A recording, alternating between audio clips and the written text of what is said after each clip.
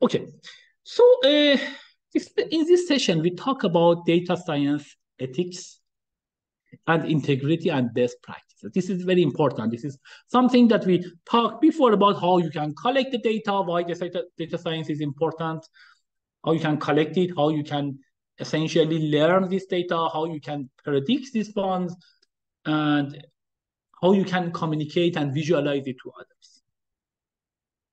This one, I want to just talk a little bit about the data science ethics and integrity, etc. So in particular, we talk about these concepts here. These are several concepts, but there are shorter concepts generally. We'll go there. The first thing is the informed consent. Comes from this idea of respect for persons. So this is important that for people, we have a respect. And informed consent is actually a de facto way to operationalize this principle. This was an integral part of medical research, and in particular, this IRBs. It is very famous. Institutional review boards. This is IRBs that if you want to do some experiment with the people, you need to do that. And essentially, any research that you are talking about personal information, you need to get this IRBs. It has been there in the medical research, as we will talk a little bit, giving a history, but for big data words, largely ignored by most researchers, at least. But recently, the past few years, it was much bigger concerns about it. And a good example of that is nowadays, if you go to any website, and you will see this a lot, that you will go there, and they are this thing that they say that we are using the cookies, you are allowing that or not. Almost every website nowadays has this one. Why? Because as we discussed before, cookies are some information about you that you can essentially create an avatar of you. And they are asking whether we are allowed to use those things. Good. So there are more things we will talk about this one, but just a little bit of the history. So there was almost prior to late 19th century, there was no essentially banning on human subject studies and the information that it get it. But this was in around essentially 1900. There were some more rules was put there. And one of them essentially is this one, that you need to get, if there's a patient, you need to get some kind of an ambiguous consent and proper explanation of the possible negative consequences if somebody wants to, essentially, if you have any purpose of, if you have any purpose other than diagnosis of the disease, healing, or immunization. So if you want to do something for your research, you need to get an ambiguous consent and proper explanation of what can go wrong. So this is another one. This is more like formal ways, this Nuremberg Code that established a universal ethical framework for clinical research and says that the voluntary consent of the human subject is absolutely essential for any ethical research. As well as, I mean, not only that, so, I mean, you cannot just get the consent essentially some kind of as a blank check to do anything, but you need to also talk about the nature, duration, and purpose of this research, how conducted, effects on the health, etc. So more and more rules came essentially to that. There were even this case, Salgo versus Len and Stanford. This was some of the court cases in which a plaintiff was awarded damage for not receiving full disclosure of facts. And generally, when one or two of them happens in the court, then the other company become very careful. This is a general idea about the court, like especially in US, that they are uh, how do they judges or like the lawyers, they are arguing about the case by finding similar cases. So if one case is a case that essentially plaintiff could get the damage, then others could go and get the same way. So then the people that essentially becomes and the companies become much more careful. In particular, in 1953, NIH put the first IRB that we discussed essentially. This IRB is a very famous thing. If anyone want to do some kind of personal information, you need to get the IRB. So they put the first one in place. It says that the voluntary agreement based on informed understanding, that is important. It should be given an oral explanation of the terms for this. And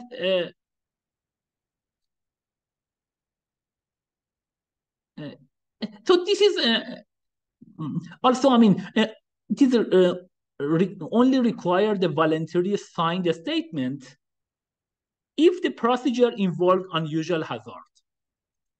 So that's the things.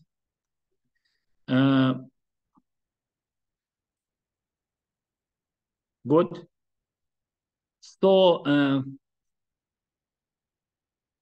this is actually the one that you may have experienced. For example, if you go, if you want to do a root canal essentially, or if you want to implant your tooth, they will ask you, they will explain you, and this is they should explain to you what are the hazards, what are the potential consequences, and you need to sign it. Sometimes it may look scary, but they mentioned these things. So a more detailed list of requirements emerged later, in particular, a fair explanation of the procedure to be followed, and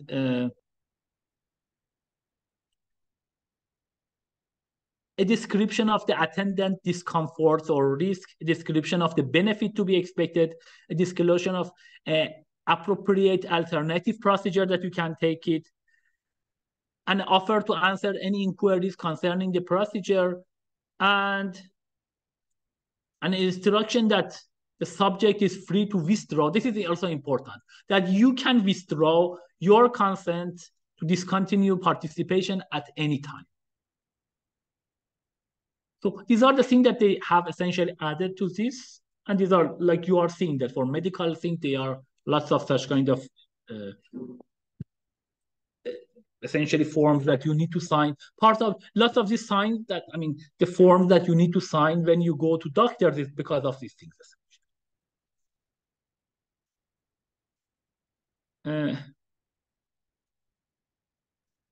So this is essentially this, there is this nowadays, this common rule that you should have respect for persons. And this, it is done through regulations of using human subject in US, especially, and in Europe as well, and more elaborate treatment of all these aspects that may happen. Now, what about non-medical stuff? The non-medical stuff, I mean, still it is not clear. The one issue is that it is, we don't know what is the harm or potential risks involved, or at least we didn't knew, we may knew a bit more nowadays of this kind of personal information, that we will get it, like for example, in social networks or at, I don't know, your Gmail or lots of other resources that you have. And this is the things, I mean, the requirements and experiments change over the course of the study and like over the time, and this become more and more restrict, which is a good reason for that, because the people see that what are the harms. So in some sense, when they understand the harms or potential risk, then they try to avoid it. So CS has all really need to do these IRBs the way that they are doing essentially at like for the medical stuff, but still that is changing because I mean, the people are, these are like generally the case that the people see the harms and the risk and they try to essentially ban somehow the ways that this risk or harm can happen. And this happens essentially both in industry and in academia. They are like, they understand more. Some of them, they try to ignore it in the past, but now there are more and more rules essentially.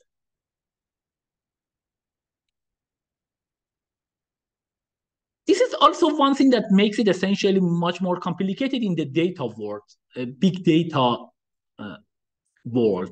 That the data fusion, in particular when you do the join operation, can lead to new insights and uses of data. This has been less of maybe an issue in the like the medical research, but here there are lots of information. I mean, this is like you can find almost everything about me in the social net, on the web, etc. And you will put all of them together. As I mentioned, you can create an avatar of me. Even now, as I mentioned, cookies as well. The cookies, just the fact that where are you, what are the places that essentially you will go there, they can create what type of person you are. And that's the reason that actually there are now these pushes by companies like Apple and Google to go to the cookieless world, such that they cannot essentially do that. But that didn't happen. It was supposed to be happen actually by now, but it didn't happen. We have ChatGPT, but we don't have these rules that they were supposed to happen. And in general, this kind of informed consent requirements, it is hard to translate to this one. So what's the meaning of that? As we are giving some essential examples here. So what's the meaning of the informed consent? A particular example, this is the case that it was a Facebook emotional experiment. So Facebook, like any other companies like Amazon or Google or others, Microsoft, they are doing lots of A/B testing. We talk about A/B testing. We talk more about here that you are doing two experiments and you want to compare the results of. See whether this is the particular, the most important case. You have a new software, new algorithm, or you have a new website, and you want to say whether this is better for the company than the previous one. That's a typical thing that they are doing. In 2014, they tried to essentially have done this one. Intentionally, they manipulated news feed of 700K users. In particular, changed the number of positive and negative stories that the user saw. So these guys, essentially, they increase the number of essentially negative story or positive story. And what is the effect on the people? Now, they want to see that if you see less positive or less negative, then how the user themselves posted after that. And they had especially, they wanted to change this hypothesis that emotional essentially feelings spread over the social media. As a result, there was a huge outcry. Why? Because in some sense, if you consider like the physical, like this, all this kind of medical things, this is like, of course, about the physical uh, uh, study of people or physical properties of the people. Here we are talking about the mental health. And the mental health, of course, is part of the medical things as well. This, in some sense, you are changing the behavior of the people and potentially can have bad effect on the people themselves. When you change the emotion, it is essentially changing everything. Of course, that was a huge outcry there, but this was the thing that I mentioned here. It is hard to translate the informed consent. Why? They had this outcry against Facebook, say, okay, Facebook claimed that it was part of the consent form that the user signed before getting the Facebook account. These are all these small things that nobody reads, essentially. Say, okay, and then go there. It said that it was mentioned that we can do these tests. The other one is essentially done by this one. I think it is OkCupid company experiments. This was some kind of dating company. After Facebook, they also came that, okay, we have done this kind of experiments, and they said that we experiments on the human beings. So they actually, that was, they were proud of this. They have done some experiments, for example, Love is Blind, that they turned off photos for a day of the people, and then they noticed that the activity went down, but deeper conversation and better responses were there. You can read more about it in this link below, and just search about it, you will find it. In the second experiment, they turned off the text, or not sometimes, I mean, they turned off the text for some they kept it, but they kept the picture. And they noticed that a strong support for the hypothesis that the words don't matter. The people see their face of each other, that's more important than what do they say, essentially. So when they turned it off the photos, then they went like to deeper, maybe more philosophical discussion. But when turn it on, it's like, yeah, everything that you will tell me, I agree, essentially. It's a dating site. There was another experiment that they have done it, the power of suggestion. So they told people opposite of what the algorithm suggested. They had an algorithm that essentially suggesting matches to the people. So this is the best match. But they changed it, and they said those part that the algorithm said that suggest that it's a good match, they didn't suggest them, and they suggested those that algorithm has a very low ranking for them, and see what did happen. This was the thing. There was this study. I mean, you can check, essentially read more about this. Just search about this one, you will find more about it. Cool. And this is like the question is that whether, in some sense, you are talking again, this is some kind of mental health of the people that you are affecting. But there were not much rules essentially about. More recently, this is the thing, this GDPR came, and this is called General Data Protection Regulation. First, it came in Europe, and then it is in US as well. This requires unambiguous consent regarding data subjects. Data subjects are provided, like if they are doing something on me, on some of these websites are doing, they should provide with a clear explanation of the processing to which they are consenting. What do you get the consent out of it? If you see that also nowadays you will go about these cookies, you will see they become much longer. They explain a lot, of course. I mean, lots of people, including me, I will say accept all, because if you say not, then you will go to some change setting that you don't get anywhere, essentially. So these companies find a way. This is also very important. This mechanism, the consent mechanism, is opt-in. It means that you should opt in. They can withdraw their consent easily. I mean, there should be not such very complicated way that you don't find where you should make it off. And this is very important. The organizations does not rely on silence or inactivity to collect consent. So you cannot use some kind of pre-ticked boxes. Everything comes from this fact, opt-in. You should opt in, not opt out. By default, to get it, essentially, you need to get it opt-in. And as I mentioned, you can withdraw your consent at any easily. This is part of the GDPR. They put it exactly, somehow they can put more regulations such that these companies cannot somehow play with the mental health of people. Still, you will hear news all over the world that there is this company is doing this experiment, etc. But at least there are some rules now.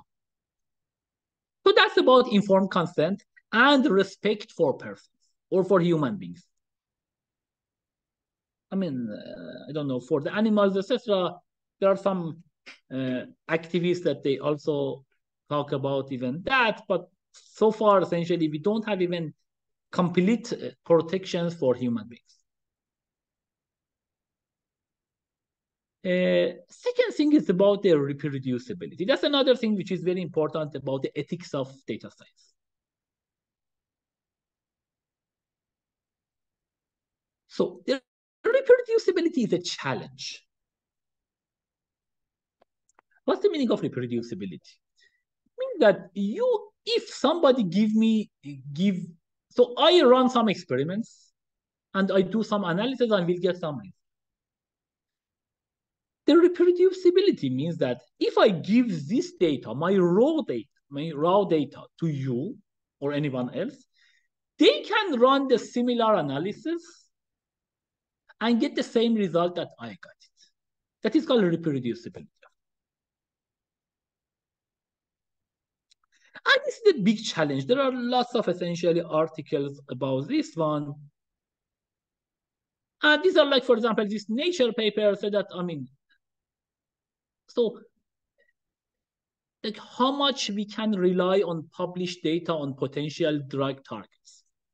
That there are more than 43, essentially there are 65% inconsistency about this particular. They say, oh, it is good for this, and you will read it all the time. They say that this medicine is good, and then they say, oh, this is like bad for these people. And then they come later and say it is good. Like they said the similar thing, for example, even for caffeine, for example, for tea, coffee, etc.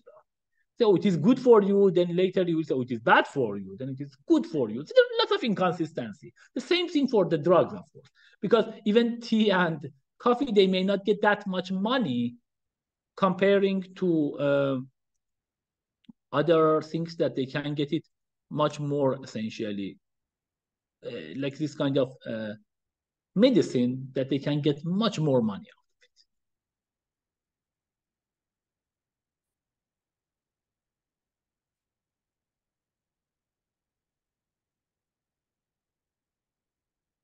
And so these are another essentially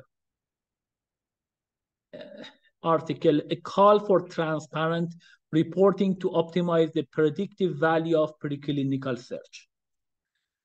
Or this another things that essentially says that this kind of test that is done on animals generally are much less promising comparing to the results that are published. So the actual results are much less promising. So, oh, this can cure cancer, but it does not do that. Why? So, one of the issues about science, this is the beauty of science. It is often considered a self-correcting field. What is the meaning of that? The meaning is that some people are coming and obtain some results. Two cases. If this result is not that important, then being true or false probably doesn't matter. Or is an important result, or become an important result. In that case, there are more and more people are coming and checking, and if there are some errors in the original publications, then they will catch that and they try to fix it.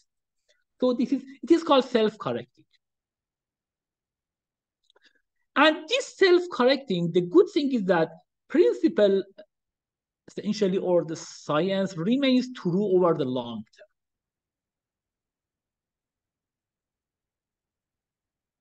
But is it immune from reproducibility problems? So maybe you can say the science then that doesn't have this problem.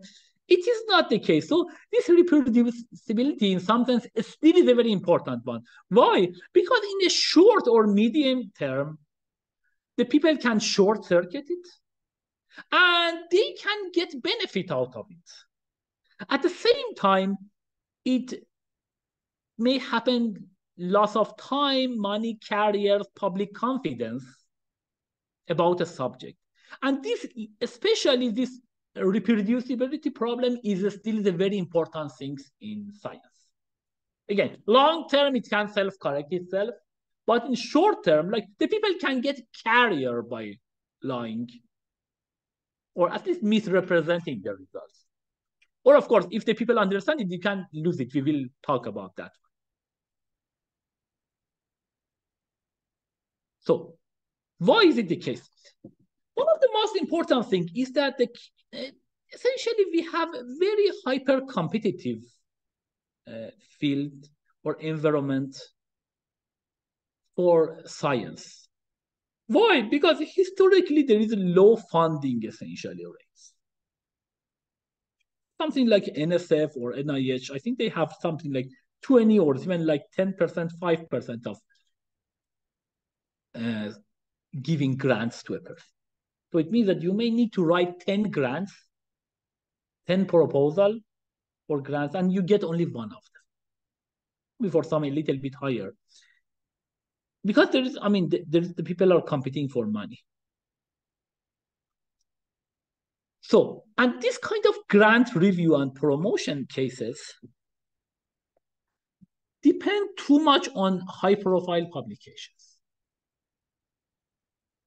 The high-profile publications are very important.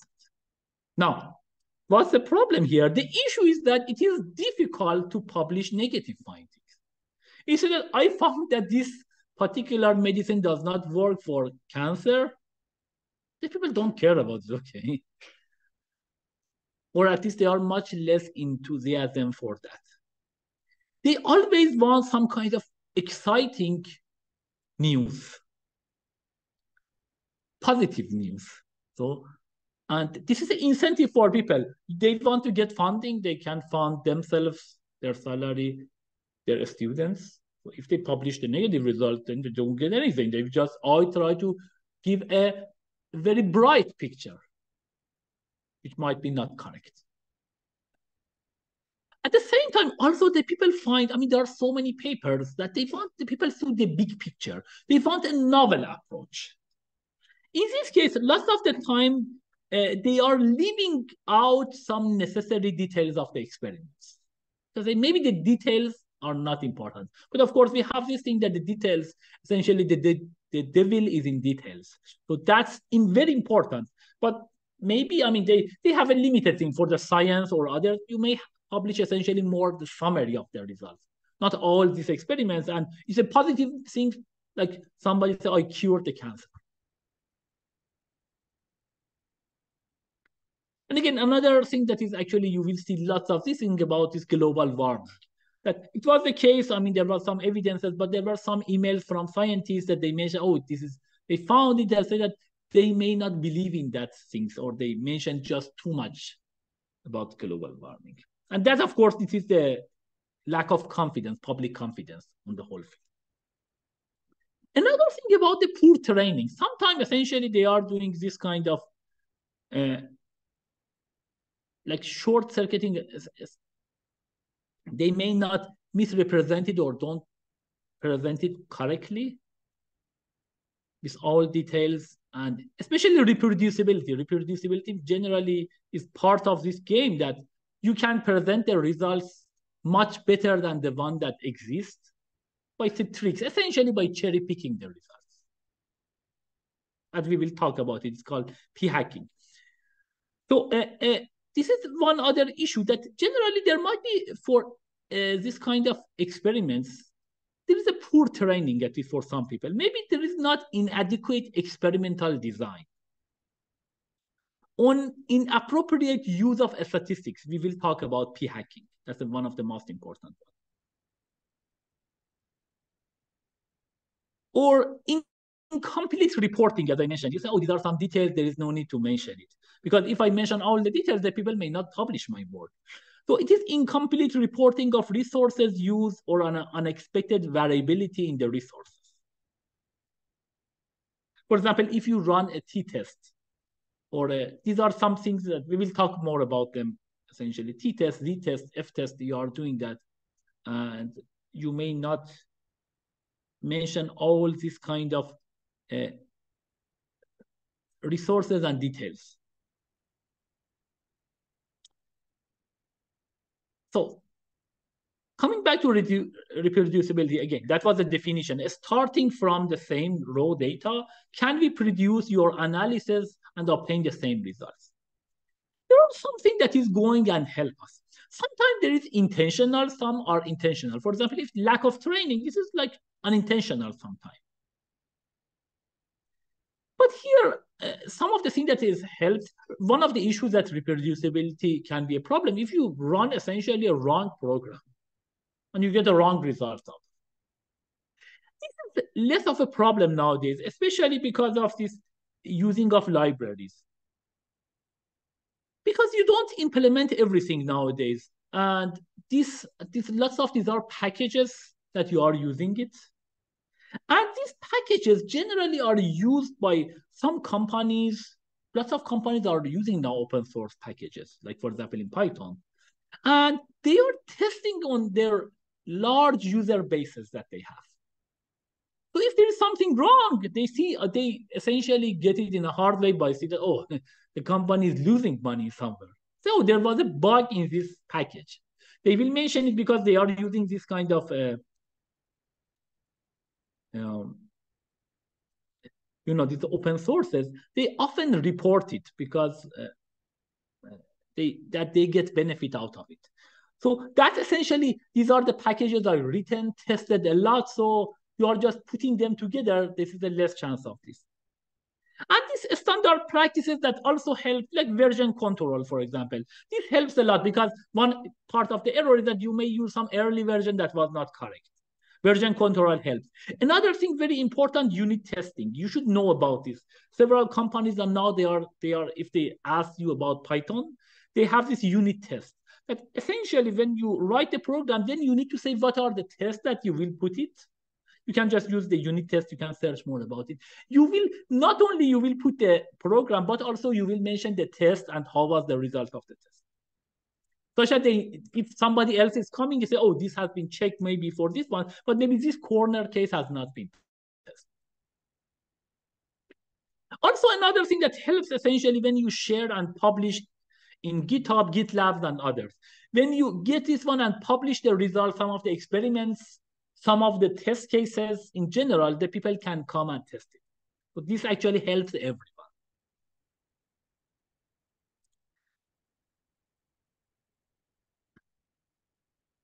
So some practical tip essentially is this one. So generally at data science, we wear two hats. One is like algorithm or tool developer. The other one is experimentalist because you need to get all this data from different sources and get something out of it. Like the people generally are less trained, this algorithm, these computer programmers are less trained on be an experimentalist. So it would be good if you consider these two hats and essentially consciously separate these two jobs. If you need to do some algorithm, write the algorithm. But if you want to essentially test and get the experiments and report something, be like an experimentalist. It means that you need to plan your experiment. This is very important. So you need to beforehand say, what is the experiment that I want to do that? You need to gather the raw data. So you need to say upfront what is your experiment. You need to say what are the tools that you have. You will execute the experiment, you will analyze, and then you communicate with each other. These are the ways essentially that an experimentalist essentially is doing that. And if you want to do that, like using this data science, I mean, to report something, get essentially convince your manager or higher ups in a company to do that, you need to also do this. Or of course, if you want to publish some results. One thing that actually helps a lot is this concept of literate programming that we talked before. That makes the life much easier for computational projects. Do you remember that we talk about these ones, like IPython and essentially Jupyter Notebook, that in a cell, essentially you can write the text. What are the goals that you have? You write the program and then you will show the results. That's one of the reasons that like big companies, they like this kind of Jupyter Notebook because there you can just write it and the others can see like an experimentalist. This is more like experimentalist way of doing that. And this, as I mentioned, if you are a typical programmer that you have written programs, C++ and others for a long time, you may not like this one. Exactly because of these two hats, because you're more a programmer, a person who writes the algorithm, not an experimentalist person. But for an experimentalist person, essentially keeping a lab notebook is super important to write everything and all the details. And that's the thing that you can do it in this kind of Jupyter notebooks, etc.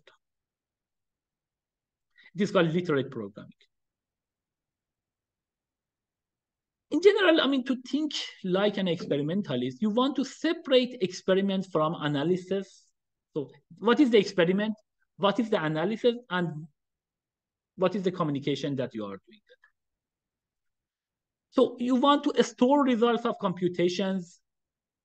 So the result should be stored in somewhere essentially safe. You need to write separate scripts to analyze the result and make plots and tables. So it is important that, I mean, to keep these ones essentially separate and write something for sanity check, etc. This is also very important. You should aim for reproducibility. This is something you should not ignore it and say that what is the issue? I mean, this, if you don't do that, there are some serious consequences. Like if you publish something, you may need to retract that article. Or worse than that, you can get more here, but you may actually lose your career. In particular, that was several years ago, there was a professor, tenured professor at MIT. He wasn't, I think it was the field of biology. He was a very high profile person. Then later the people understand some of these results, the data that he claimed was actually, he was just created himself, were not true. And then they fired him, even though he had tenure. This is somehow part of the code of conduct reasons. So there are lots of tools essentially for this one, like how you can get the being an experimentalist. I mean, you can get lots more text essentially from ChatGPT or searching essentially the web, but always be proactive and learn about this on your own. This actually, you will see nowadays in companies, they become much, much better in this one. Because again, in companies, if something goes wrong in these big companies, like for example, at Amazon, Google, Microsoft, Facebook, if you try to essentially game the system for your any purposes, you want to sell something which is not completely correct and not tested enough. But I mean, nobody wants to do that because the price is just too high. Because in a single experiment, like for a week or two, the company can lose millions of dollars even from the test, let alone if it goes to production. This is so much that, I mean, this is no-brainer. If there's a loss, they will fire you right away. So the people want to test, and nobody wants to game the system industry. Very high price. The people in publication, or maybe I publish more and then the people don't get it. But as I mentioned, even in academia, you can lose your job. Even if you are a high-profile professor, say at MIT.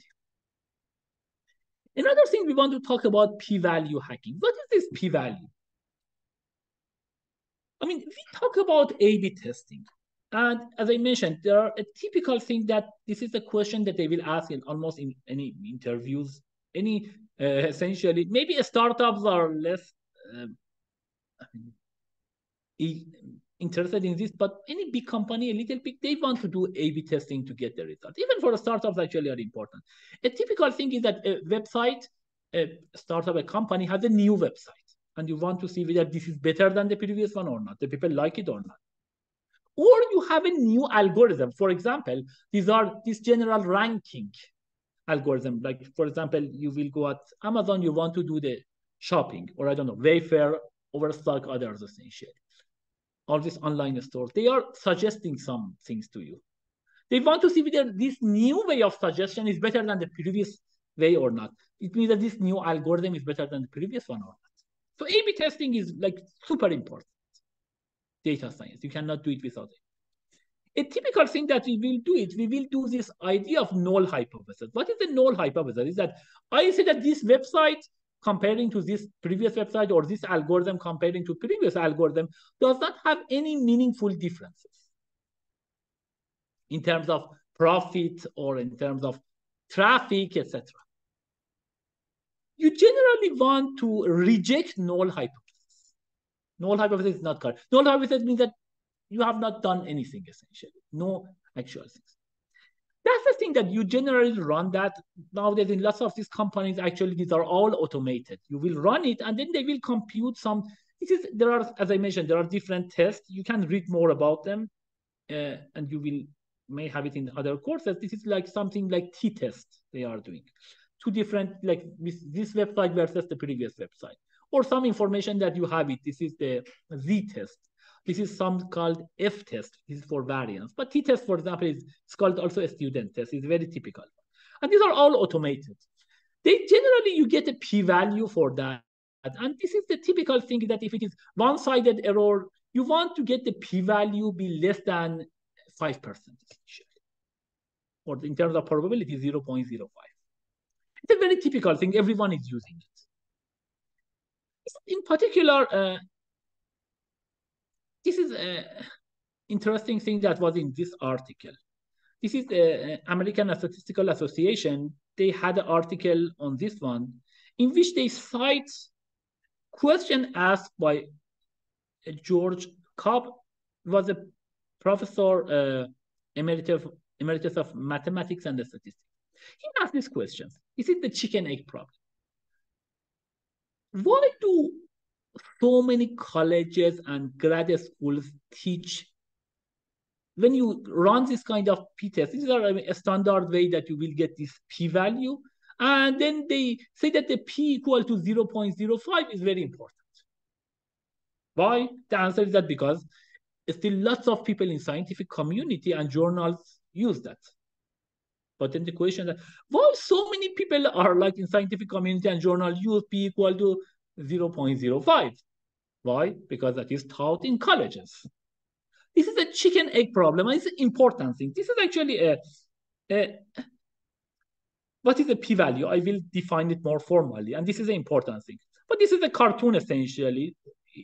Person said that I cannot believe schools are still teaching kids about the null hypothesis that we are trying to reject. And then the second person, I remember reading a big story that conclusively disproved it years ago. But again, the people are still using it. So you go to the companies, this is a default. This is the typical things that this is the p-values. As I mentioned, you will run some experiments. And then this is generally some of the things that you need to use. For example, then according to the number of essentially people who have participated, and like what is the mean value that you will get, etc. Different, sometimes mean, sometimes variance. You can actually get the p-value.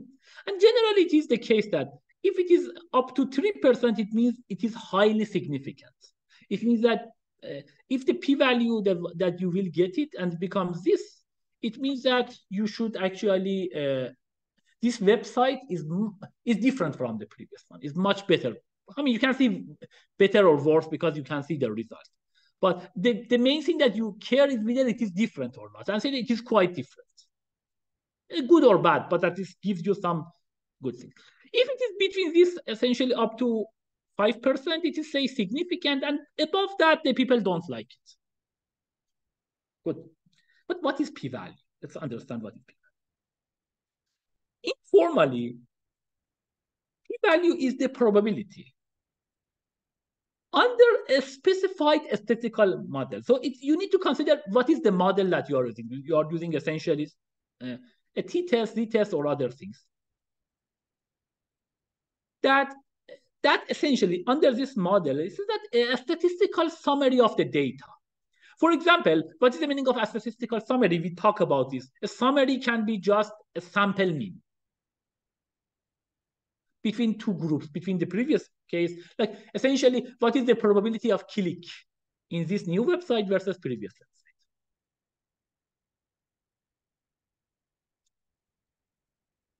So that's essentially p-value is that this probability that this essentially mean would be equal to or more extreme than its observed value. It means that the one that you have done it, there is some changes here. This website versus the previous website, there is some changes. Again, you can see good or bad, that you can see the results. But the issue that whether it is different or just by chance you get it essentially, this thing. That is somehow the idea of the p-value. But what is the exact meaning of that? This is essentially principle 101 of this p-value.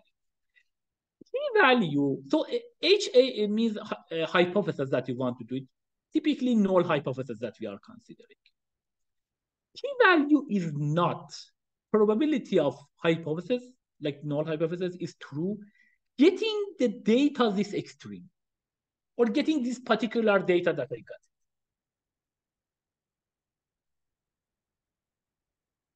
So p-value is not, so this is the typical thing that the people want to do it.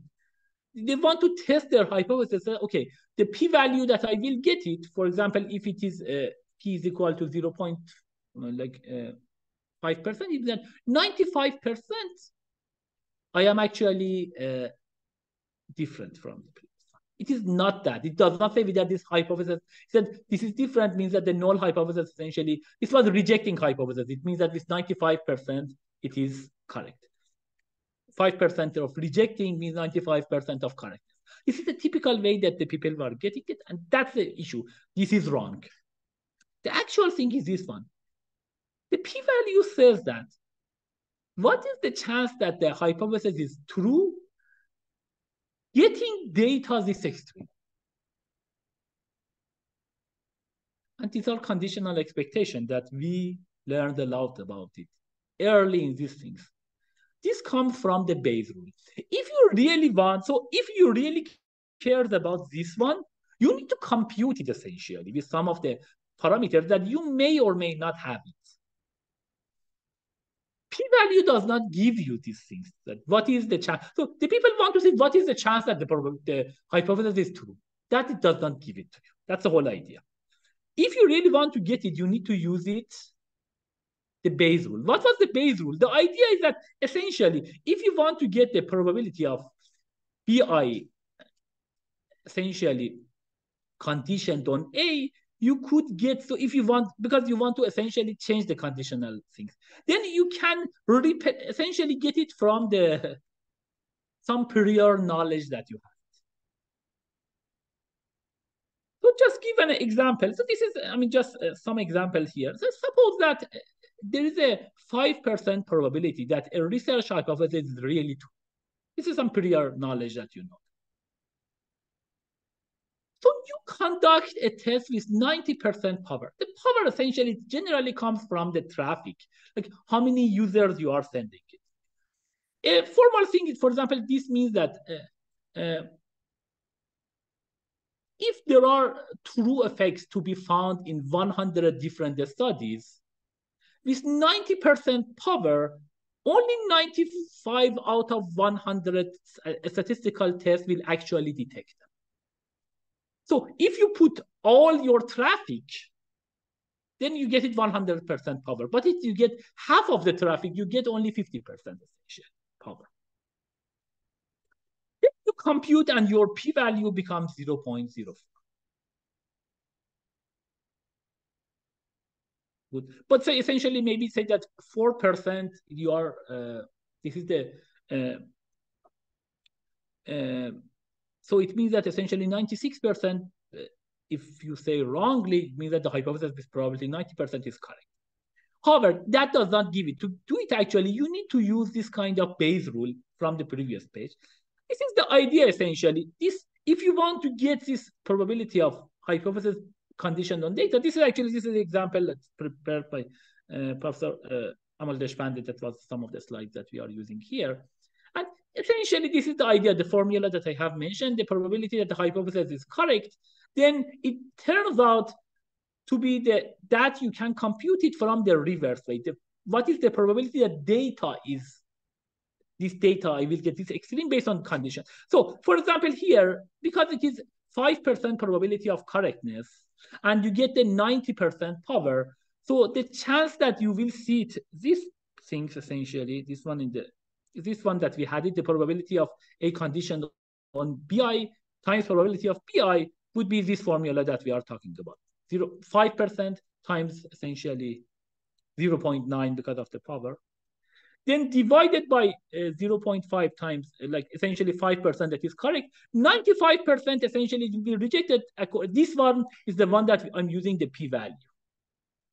And it turns out if you do that, the probability that, your hypothesis is correct, given the data, is only 54%. So it's not essentially 96% correct.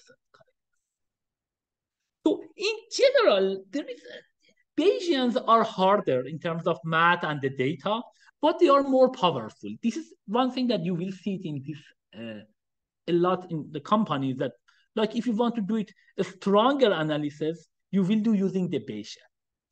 Bayesian essentially, as we discussed, we gave even the example, this game that we had that it was 2 envelopes and you need to go there, you bring one of them, it's black, whether you should change it or not. That gives you very good ideas about the probabilities.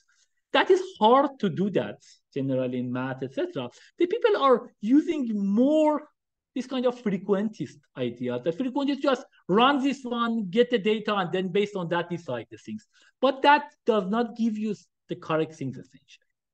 So there is such a push, even more pushes nowadays in the big companies to do it more Bayesian stuff, because that's more meaningful than just running something. Because you may run something, but the data that you will get you may not capture some of this data, etc., and it is not the correct thing.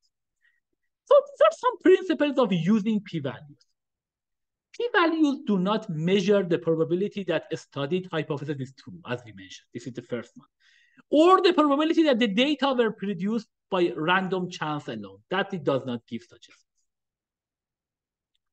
thing. By itself, p-value does not provide a good measure of evidence regarding a model or hypothesis. Scientific conclusion and businesses or policy decisions should not be based only on p-values.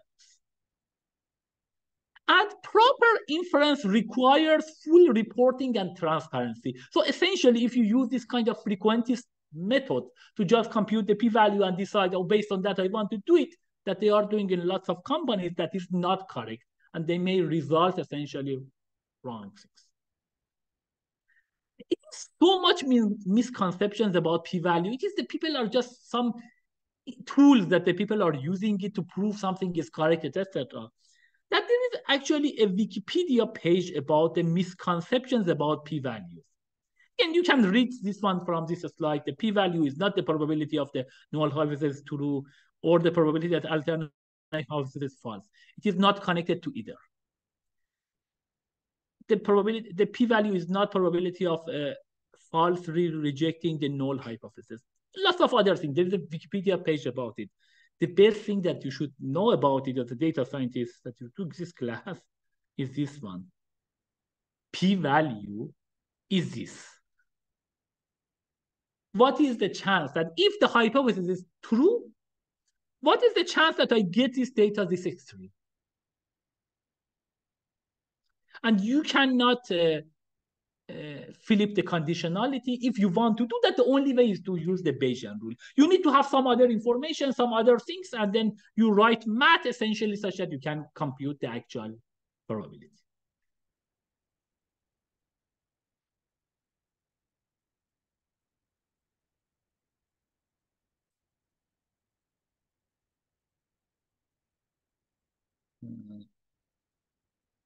Good.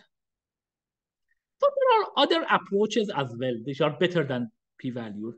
In general, you may want to say confidence level. So you want to say what is the confidence level? Essentially compute this. There are ways you can compute it. Or, you essentially say the prediction interval. So in some sense, try to give some intervals of correctness. Or use Bayesian methods. Bayesian methods is a powerful method, essentially it can capture lots of this. There are some other alternative methods, such as decision theoretic modeling, and the people are doing research in this area, the researchers, and there are other things. But generally, giving confidence level is very important, that you know exactly what's happening, as well as Bayesian.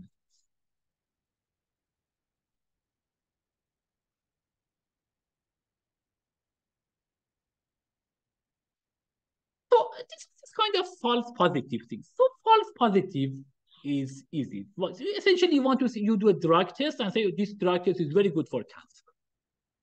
It is a common practice in all science to report less than everything. What's the meaning of less than everything? You want to get something, or like essentially greater than everything. You want to say that my result is the best. How do the people do that? They are doing cherry picking, essentially. It is something called p-hacking that I will mention it. And this is essentially the thing that you will see that the people don't believe that the results are just too good to be true.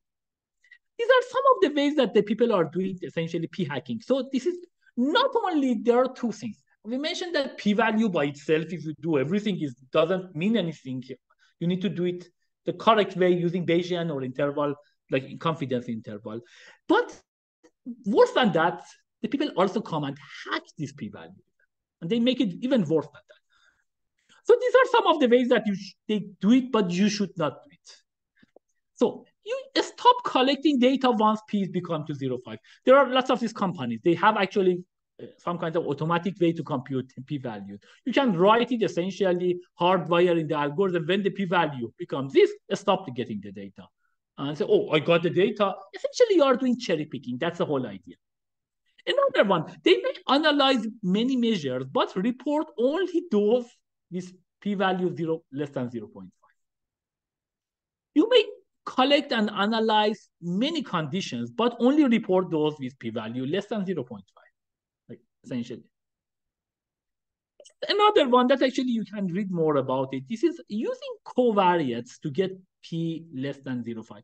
If you remember, when we talk about causation, we talk about covariates.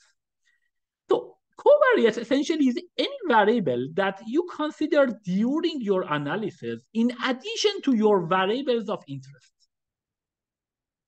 For example, you try to analyze the dependency between a blood protein and given diagnosis. Age can be a covariate. So age essentially, if you remember, we have this kind of covariates, things that can change these things. For example, I think we discussed about going to the pool and having an ice cream. And both of them, somehow the covariate thing was that essentially it's a hot day. The catch is that the people already know some of these things, so they may use some age. So do you want to do that? They know that to get the results, they go and focus in particular age range. They don't report that. So they know that if I use this age range, then I can get the result in certain range. But I want to say it is good for everyone. Maybe it is good, I don't know, for a very particular range, but you say it is good for everyone. Because again, you want excitement.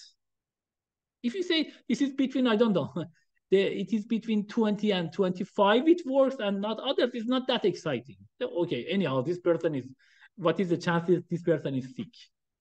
The people even don't get, by mistake, they don't give any health care essentially during these ages. So this is the thing. So if you use any covariates like age or something, you should report it.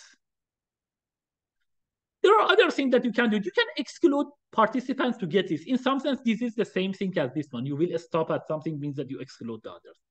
Or you may transform the data to get p less than 0.5. You may change it essentially to some game there essentially. That you should not do that. As I mentioned, even if you say the p-value by itself, it doesn't give it, there are lots of limitations for that. But if you do more than p-hacking, like essentially this kind of p-hacking, so say even as a field, I think I should add here, say even as a field, if we agree that p is less than 0.5, and this is not good by itself, at least don't cheat on that. Because if you do p-hacking, you can essentially, if you say that, okay, I want to get better than 0.5, the people say that easily by some of these things, you can get, there are some studies that say that you can get as high as 61%. So if the p-value is essentially above 61%, by some of these tricks, you can actually make it 5%. Not, again, of course, you can get it from 100% to that, but A small change, not a very big change, can actually make it. So if we at least, I mean, you agree that the p-value is all this kind of cons and essentially shortfalling of it that we talk about it, at least don't cheat on that. There are some things essentially about transparent reporting which are important.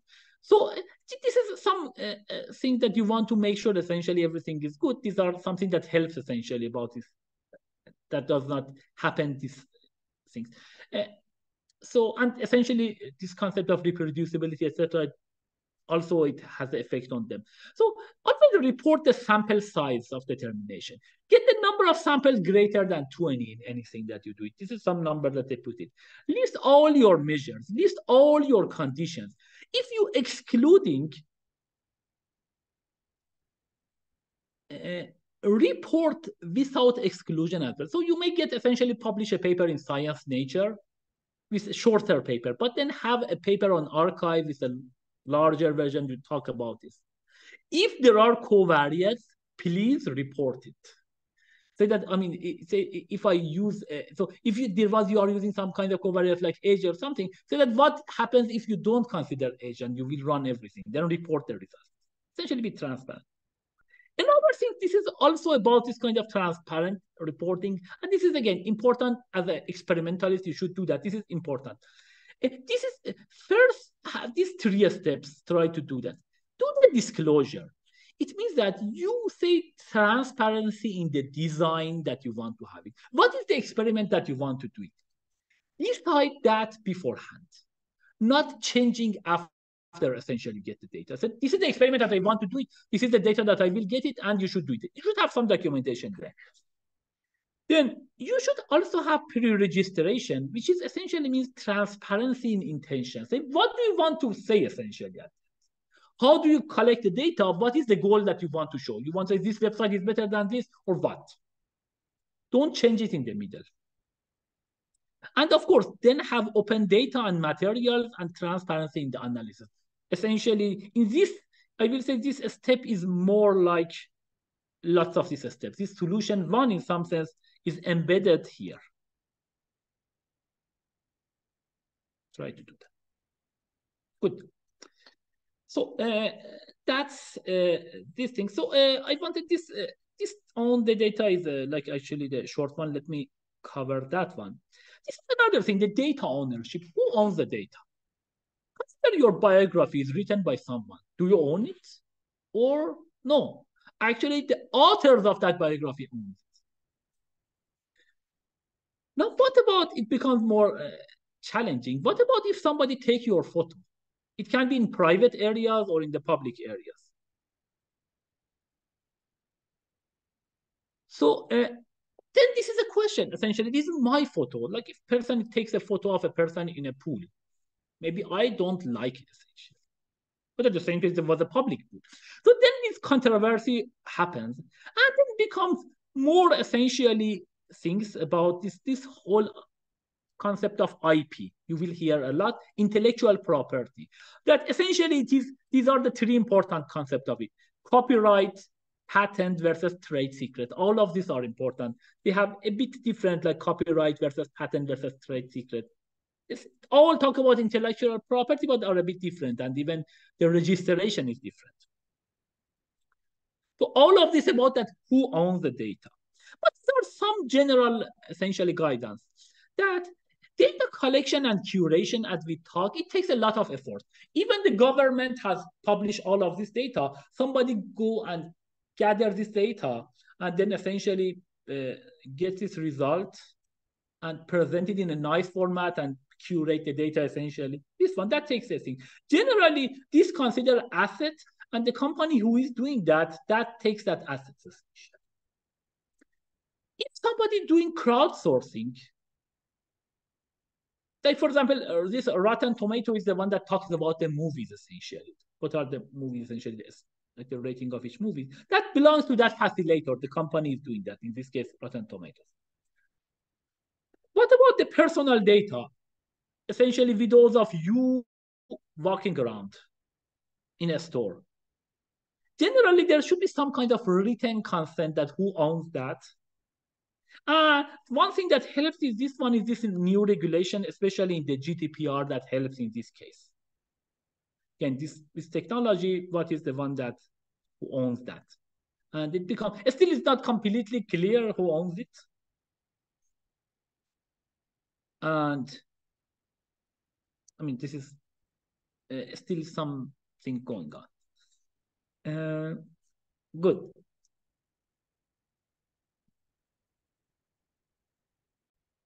Okay, so let's talk about the next concept, which is important for ethics of data science or integrity of data science, which is privacy and anonymity.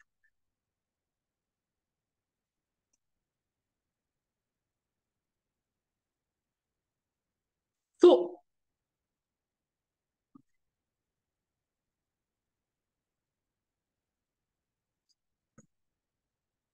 the issue is, I mean, one thing is about the privacy, that if somebody gets the data, what are the harms that can happen? That is important to characterize those type of harms. And one issue that currently exists is that in the current era of big data, maybe before, I mean, there was some issues with the person. I mean, it has some record. It could just go to somewhere else and essentially start a new life. It is not possible anymore. So big data is universal, never forgets. And more importantly, there are some kind of archival pages that archive everything on the web. Like the way actually the ChatGPT was trained was based on some of these websites, because there is some copy of the whole web essentially, maybe not like the one that is dumped there, I think 400 terabytes or something like this. And you can train on that things. And this will be retained forever. If there is some unflattering page written about you, it can survive essentially in this archive forever, because you can remove it from search engines, but there is nowadays there is almost no way that you can make sure that it is removed, because even there is some photo of you. This photo, somebody takes this photo, it is, I mean, you may get it from this website, but there are some copies of this website, all there are caches all over the place. Almost impossible to get it deleted. The only thing is that maybe if there, and there is a harm essentially for a person, I mean, maybe in particular suit or other things, that there is a harm essentially. The only thing is that maybe we can limit the harm, but so that the Google cannot find it or Google does not show it. But again, you cannot remove it. There was something that people tried essentially, something like essentially started in EU and then in Argentina since 2006. Try to, I mean, essentially forget the things. But again, this is only for impact search engines, not remove completely from the archival data. That's another interesting, collection versus use. So privacy usually harmed upon use of the data. Somebody use essentially or abuse it essentially. But what about somebody said, I just collect the data? For example, all these kind of surveillance cameras that they are doing that. And somehow the idea is that, okay, if something bad happens, at that time might be too late to get the data. So I need to keep this data. These are the rules still we don't know. And, you know, this somehow multimodality of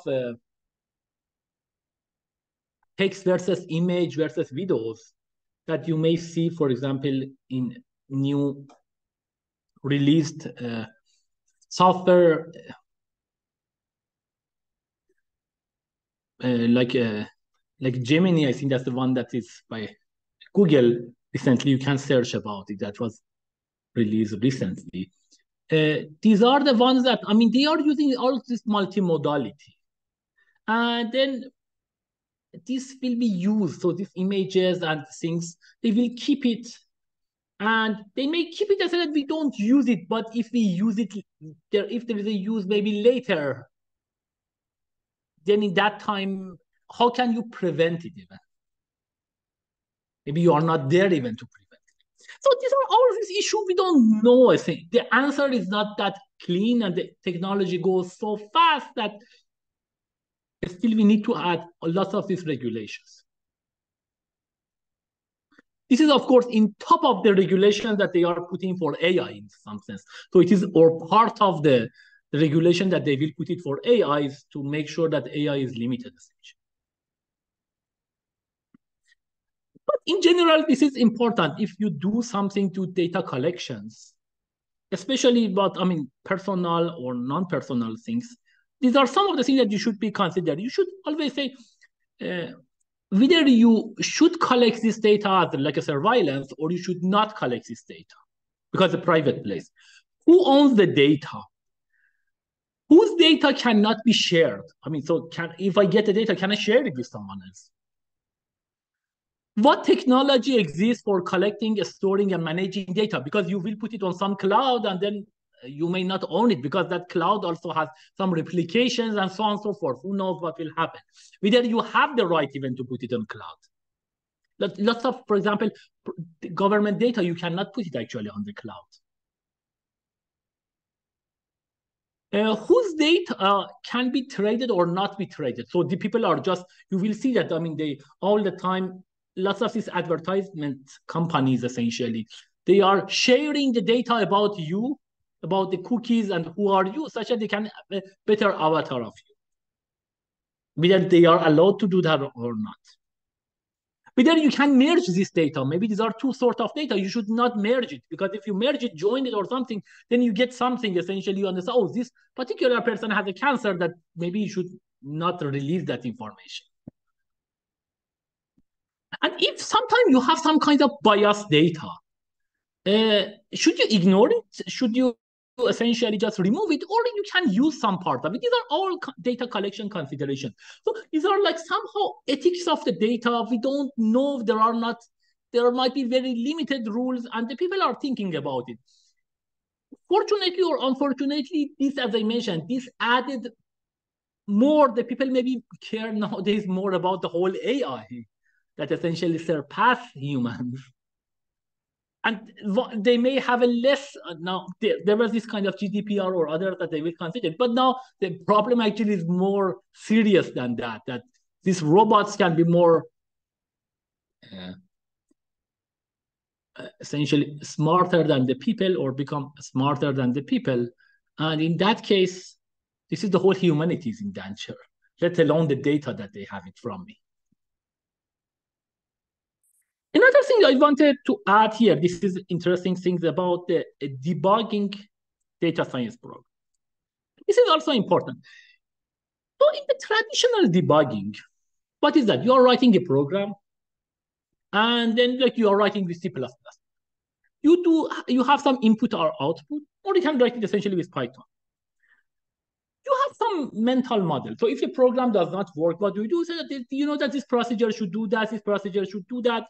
Then you will go there for this given input. You will essentially trace the execution of the program, either through some debugger like G++, for example, for C++, or just print a statement. This is a typical thing that you are doing, print a statement. And then you will essentially, you will see that where the state of the program diverges from your mental model, or your mental model was wrong, essentially, you will find it. That's typical debugging approach. But what about data science? Because this is actually a serious important thing, that you have some desired input-output, essentially. So in that case, say, for example, you want to do some learning. These are some of these trained data. And then you have some test data. And maybe you have some kind of future data as well. These are the predictions. So these tests, you are at this testing. So you are running this one, and then it does not work. So the mental model about the ML is that, okay, it should work because of math, because of magic, because of what? But if it does not work, you don't go and see what was inside of linear regression or logistic regression or any of this. This is a bit different. We are using packages. Should you go to packages and see what is the problem, or you should find other ways essentially. So here, when we talk about the debugging, there are some places like debugging web scrapers. So you try to get something from some data, it does not work. So this is regular, essentially, programming debugging that we talked before. And that's the way that you should do it. Some mental model brings you where does not work, and then you try to fix it. But here it becomes more interesting when we talk about machine learning. So this is the idea. So you want to solve some problem, you get some data, you want to predict something. How can you debug? The first question is that whether this problem that you want to debug, I say it does not work, it does not give the results. Then whether this is a traceable, this is a problem is possible or impossible.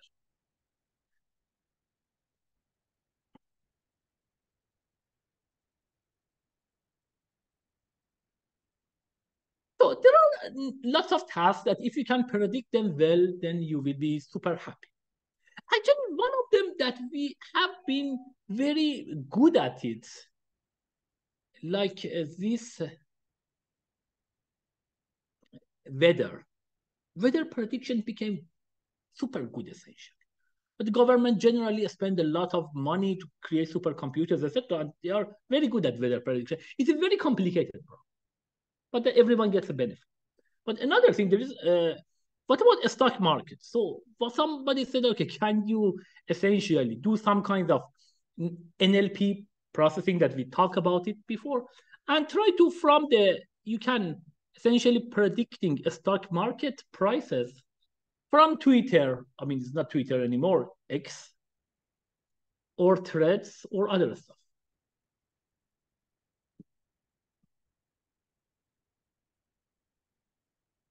So in that case, you should be careful, because if somebody wants to do that, probably Google is a better person to do that, because it knows everything, not only. Still, I mean, because of any reason, they are not doing that. At the same time, it's a hard problem. Interestingly, even these successful companies, Wall Street companies, they can essentially, the fact that the stock price goes up and down is almost impossible to do that. It's like 50-50 goes up and down. It's very random.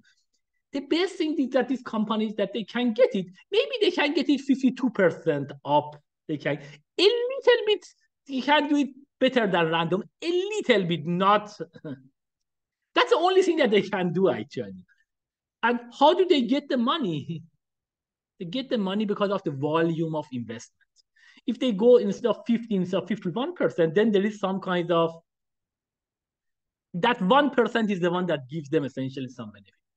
Why cannot make it essentially like this? Why don't you get more and more money and do that? Because there are some limitations. So for example, if you want to do a stock market, there are lots of limitations. And at some point, if you want to do it, for example, online trading, you can become so big that you change the market. And that might be goes actually against. And there are some part of the government like SEC, essentially SEC or others, that they are actually preventing you to become very big. So, and so this is important, that you should understand a stock market. If you expect that from Twitter you can get a stock prediction 90% correct, good luck to do that. The same thing with the Bitcoins or others. So these are, in some sense, of course, you cannot say that a stock prediction is completely impossible, because weather is also very complicated thing, and we were successful on that. But it seems so far it's very hard.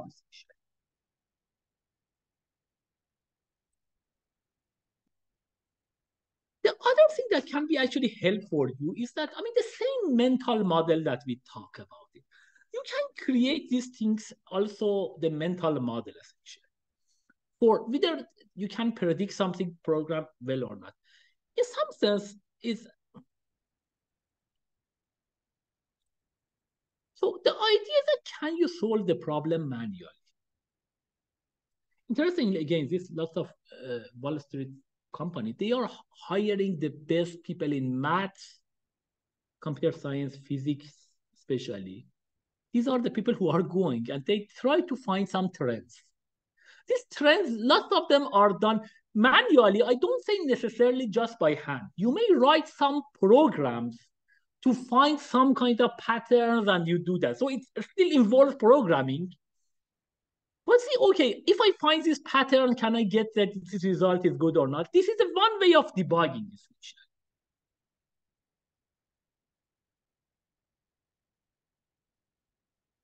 So the idea that, okay, just like a machine learning algorithm, see the data, the training data that we talk about it. See from this training data, can you predict something in the test? Or do you have something that you can actually do it?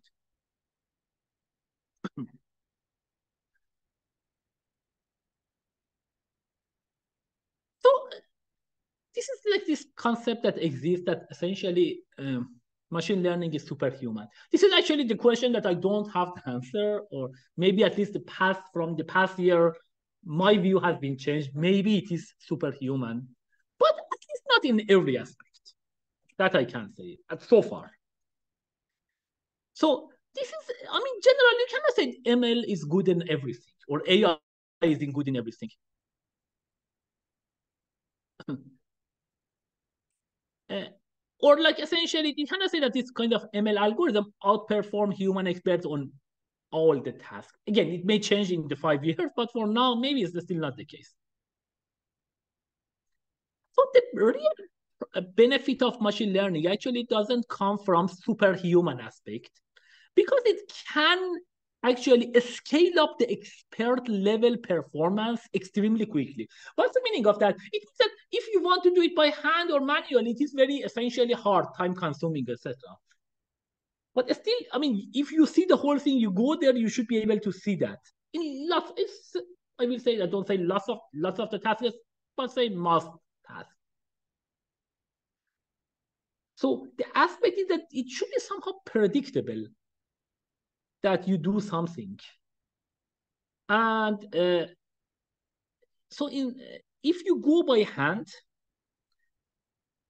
it means that if you cannot do a good prediction, probably machines cannot do that. This is the example that I mentioned. So for example, if you want to do a stock trading,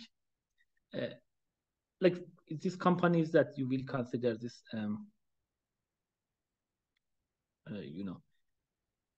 Wall Street companies, they hire maybe the people in math, I don't know, physics, CS, smart people, and they are doing a small thing. Maybe these people, they have not never traded. But generally, the problem that they are solving is very specific problems. If you essentially hire a manager in this company, or if you want to be writing a program that trades for you, Bitcoin, for example, it's common, the people are doing that. You should have done enough manually. You should be essentially, you should be a day trader for a while before writing essentially programs. So this is super important. And this is essentially an example, as I mentioned. For example, this is another example, as I mentioned. So you want to run a large factory and you want to predict whether a given machine will fail within the next 90 days or not. So one way is that essentially you try to monitor the signals that you have it for these things. You may essentially visualize these signals. Again, manually doesn't mean that you are not using computer program. You use actually computer program. You use algorithms. You can see that, for example, if it is the case, the catch is important, that whenever you will do the data, you should not peek into the test data or the answers for that. You should just see that, don't see the other. See whether this train from this, can you say that this machine fails or not? If it is a correct, then probably machine learning also can. So that's one important thing.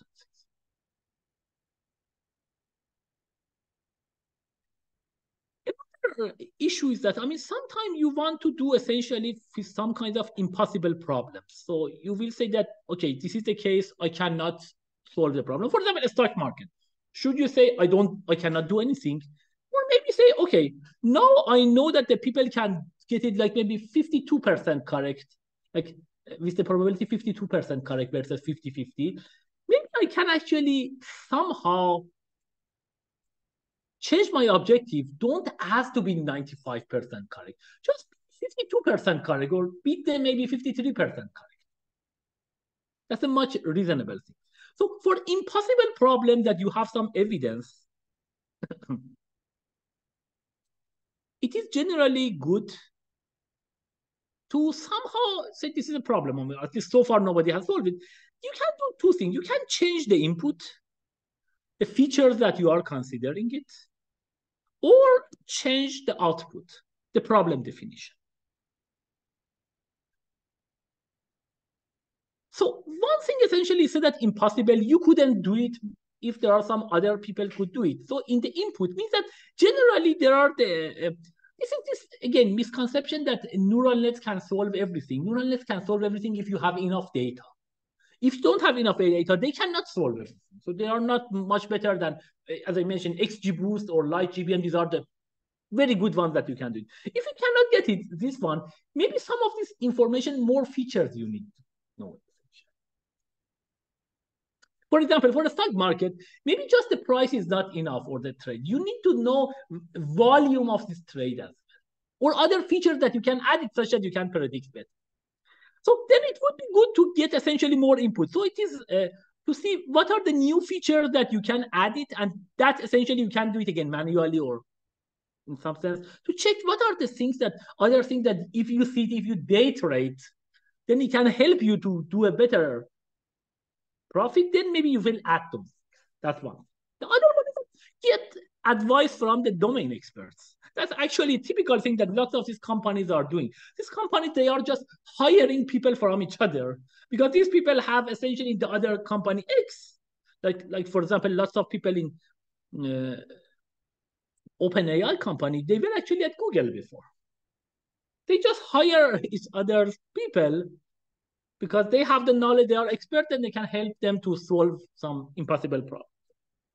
Another thing is changing the output. That is also very important. Just make the problem easier.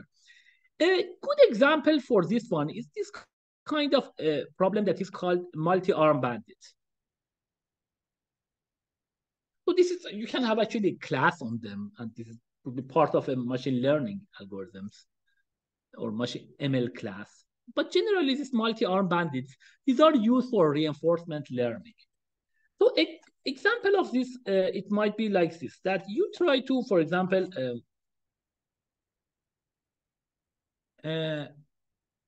this is a typical example of this. You go to Las Vegas, there are these slot machines. You cannot do essentially gambling in other states. You can go to Las Vegas or some certain restricted areas. You will go, you start gambling essentially. And of course, the issue is that what can you do? Each machine you will try, okay, put some money, you try, you get some, maybe some money. Lots of times you lose money. So it's better to just do it for fun, not for the professional, because it would be hard to beat them. You, in expectation, you lose money. But potentially you can say, okay, I want to have a machine learning algorithm. Maybe I will try this one, write this one, try this essentially this kind of slot machines. And get lots of money out of this. Potentially, say you have 10 slot machines that you can try. This is gambling machine, essentially. There are, say, 10 of them. At each round, you should decide, I want to try this machine. The first round. Maybe this is 1, 2, 3, 4. Then you first try the first machine. Then you will try, again, maybe the first machine, but maybe the third machine, then fourth machine, and so on and so forth. And you get some money, potentially. Of course, you may lose lots of money. In this case, I mean, you can consider essentially a very strong optimum, or you can think about, I don't know, God, prophet, or something like this, that say, at any state, if he knows what will happen, in the first state goes to the first, like you want to try it. In the first one, it goes essentially to the machine that makes the most money out of it. You will go try that. Then you try this one. In the next time, that machine may be not a good machine. Maybe you try the second one that makes the best. You will try it. And the state of that changes. So it might be, for the third one again, this might be not a good machine. So there is a strong, like a God or prophet or something that can, at each time, decide which machine should go and take the maximum of that. You can consider this one, that this is a person that who can see the future. and then do these things. Now, if you want to compare this one, and this is something that actually this is the multi-arm bad, it came from these ideas, essentially, from the slot machines, and there's a big theory about it. Lots of this, for example, when you get a coupons or, for example, which videos that you are seeing in YouTube, the suggestions, etc. This comes out of these researchers in this area, reinforcement learning. It's a very famous area. It's a very hot topic area. Good. So you may consider this algorithm is like very strong algorithm, got profit that can see the future and do that. Now, if you want to compare your algorithm, now you want to write an algorithm that is comparable to the profit that this guy is getting or this creature gets. Then, of course, you become disappointed. You cannot, it might be too hard to compete with this guy. This is the idea that actually the people in this area, they have introduced some more reasonable objective to compare with. What is this objective? It is called the best arm in the hindsight.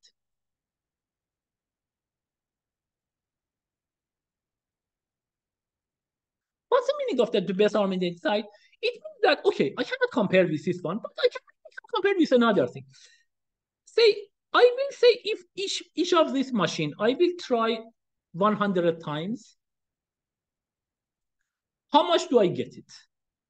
Good. Among these 10 machines, one of them, if I try 100 times, only this machine give me the maximum profits. Good. Cannot be comparable with such a machine. Again, you don't know which machine is that because you need to run it for 100 times to see that. But can it at least be comparable for this machine? This is essentially this whole idea of this. There are two different algorithms. It's called follow the leaders, and essentially this kind of exponential weight algorithm. You can read more about them. This is beyond the scope of this class. But these are the algorithms that these are, and actually they can compete with such kind of. So you change the objective. Again, this is not the best objective because an adversary essentially can change the machine at each round.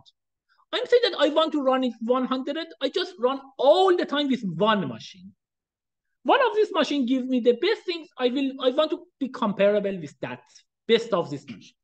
That's the thing that I call best arm in the hindsight. One arm that you use it all the time. So that is a good example of changing the problem and the output of.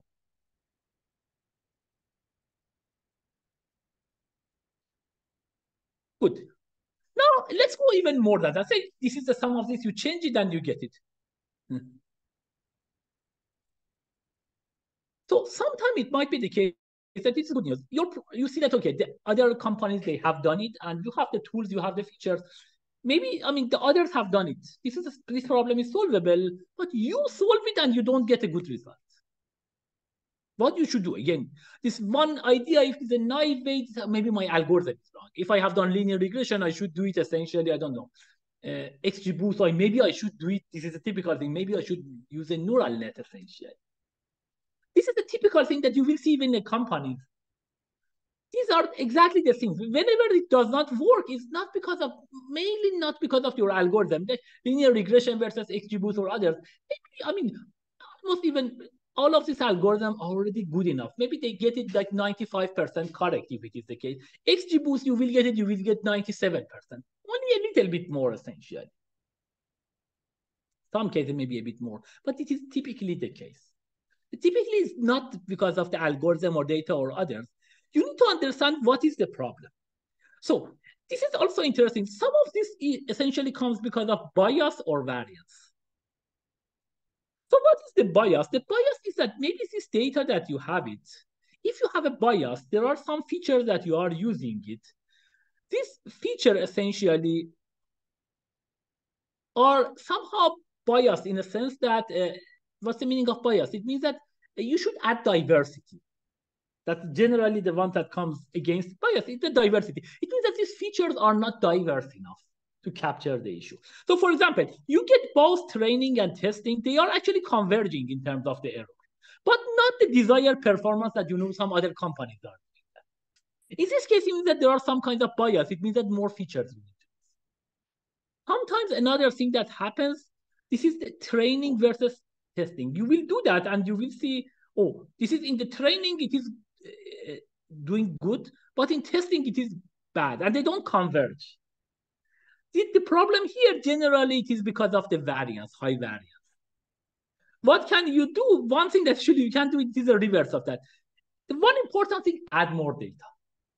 Always more data helps. That's the reason that we have this kind of the LLMs, ChatGPTs, or like Gemini or other things that we have it nowadays, because of huge data that we have. Add more data generally can reduce the variance, or sometimes actually removing features can help it as well. Good. This is another case essentially. This is the dream case actually, that you need to also be suspicious about it. You run your ML algorithm, it works well. You should be skeptical about this as well. The issue is that why, I mean, that you are running essentially, you are training on some kind of, you train your algorithm on training data, then you will test it. Everything is perfect. You should be careful, because if you know, use it for the real world data, it might be disastrous. What is the main idea is the idea of picking. So what is the meaning of that? It essentially means that you somehow include the output as some kinds of input features. Essentially, in some sense, the algorithm picks into the future or the test data and use some of this test data essentially to essentially predict the best. And this does not happen in the real world.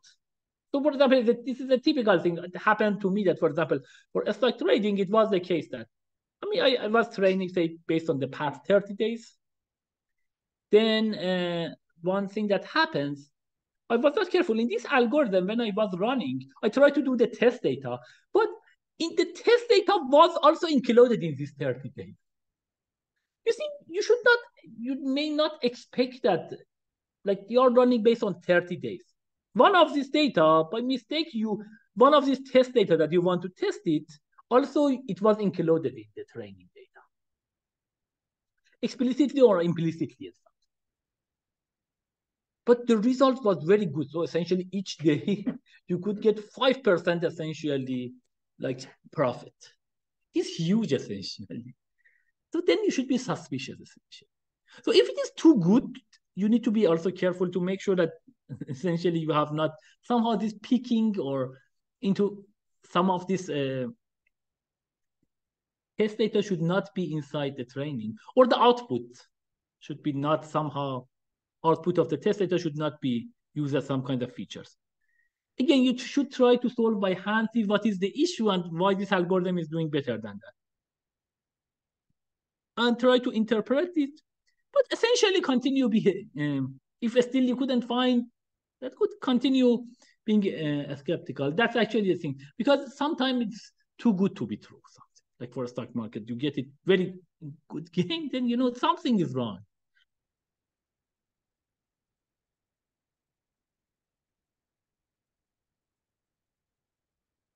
Good. So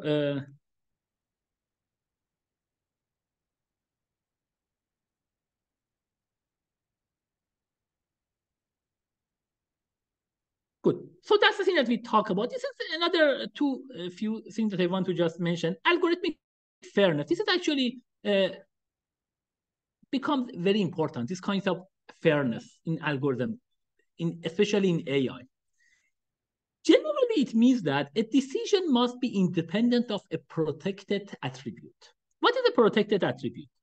So, for example, some of the protected attributes are this: are essentially fairness. They say fairness to blindness. You should not see some protected attributes like race, gender, sexuality, disability, religious, or something like this. If you do that, or I mean, you can actually define it more formally here, that a binary decision variable C that you want to decide, for example, you want to decide whether I should give loan to this person or not, mortgage to this person or not. And the protected attribute A. Protected attribute means race, essentially some of this that we talk about, gender, etc. Then this is the one that you want to have it as fairness. There are several definitions, but this is actually a reasonable one. The probability that C is equal to 1 if A is equal to 0 means this particular race versus this particular other race, they should be equal. So essentially means membership in protected class should have no correlation with the final decisions.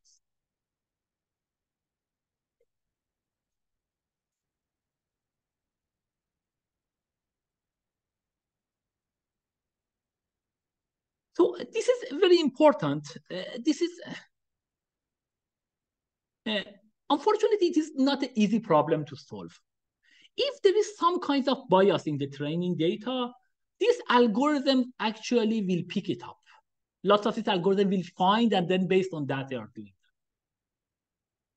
This kind of generally cause essentially social biases against minorities. And even if you don't use the protected attributes, but this algorithm finds that. So it's a hard problem to solve. You don't even allow that, but still they are somehow finding that things. Also, this is something that can help. Generally, diversity helps. More data helps because that essentially reduces the variance. But the issue is that this is also, so one idea is that, okay, to get this one, maybe get more data, more diverse data.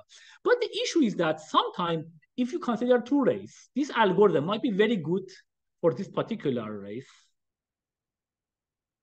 Why? Because this model has a very good representation of this type of essentially race. But this other particular type of race, they don't have that much representative. For example, I mean, there might be some race X that they don't buy the house as much. They may just rent more. Because there are not too much data, essentially, it might be biased into some factors that you don't like it as. And again, how this is a chicken and egg problem, essentially, because if you have some kind of biases towards some race X, and again, you have the protected attribute, you don't include them, but still these algorithms are somehow understand this and they find this one. This was actually, it was interesting case that was mentioned in some talk, that there was some algorithm, it was just looking at some essentially, I don't know, some set of, for example, cells or at the current state and predicted very well that whether, I mean, this becomes a cancer, serious cancer later or not. And then this algorithm was very good. Then they understand what is the idea that why this algorithm is good. It turns out that these photos that they got it from, essentially they got it by two different machines. One machine was much more precise, and the algorithm learned essentially, it just focused on that machine. And just based on that says whether it is like the things, if the other guy essentially is not the correct. So it found this is the thing. Nobody mentioned this. They didn't know even initially that it was done by two machines. But later they understood actually this algorithm understood that which photo is taken by which machines and then just focus on those things and get a much better result. So this is the same thing essentially. This is a chicken and egg, as I mentioned. So it is not an easy problem because if you do that, for example, for mortgages, the people for certain race X, they may not get, they in the past, maybe they rent more, they didn't buy houses. But because of that, there is some bias against them. The mortgage rate for them is high. It means that they are still high for them, so they prefer to do rent. So this is the chicken and egg. We never get enough data such that we can actually correct the issue. And especially this concept of fat, they call it fat ML or fat AI. Nowadays, I think they are using more general AI than for ML. At any time it changes. Sometimes it becomes ML, sometimes it becomes AI. Nowadays, they are talking more about AI than just ML. This is, I mean, essentially very tricky. There's a new community. They are talking about fairness, accountability, and transparency in ML or essentially in AI. And this is the idea that these policymakers, regulators, this is, I think, the idea is that this community, essentially, this is their goal, that policymakers, regulators, advocates have expressed fears about the potentially discriminatory impact of machine learning, with many calling for further technical research into dangers of inadvertently encoding bias into automated decisions. Unfortunately, again, like the past year, maybe this was essentially went to the back seat. Why? Because in some sense, the whole humanity now is in danger. Because the AI becomes so good, then independent of the race, they can beat you, essentially. So that you will see more of the even higher issues that the AI can beat humans. They can essentially, like independent of your race, they can actually govern. Or it can be used by some kind of essentially bad players. So a bit less, I will say now that previous year probably was more, now is a bit less essentially. The whole AI and the humanity, future of the humanity is more in danger nowadays. But these are still important things. And generally, fairness, we talk about it. Accountability means that essentially, if you need to, accountability means that you should, if you do something, you should report everything. You should say what are the features that you had it. And you should have transparency, essentially, in decision making. Like, this is a very important thing. For example, if you say that my credit score is this, you should have some kind of transparency. Why it is the thing that you decided by things is that?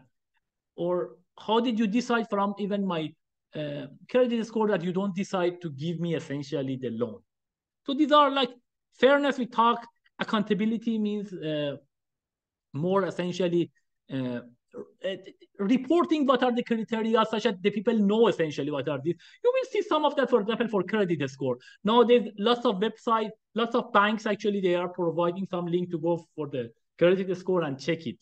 And they give you what are the criteria that are important. These are more like accountability. And at the same time, transparency. Then you want to, even you apply for a loan, they don't give it to you.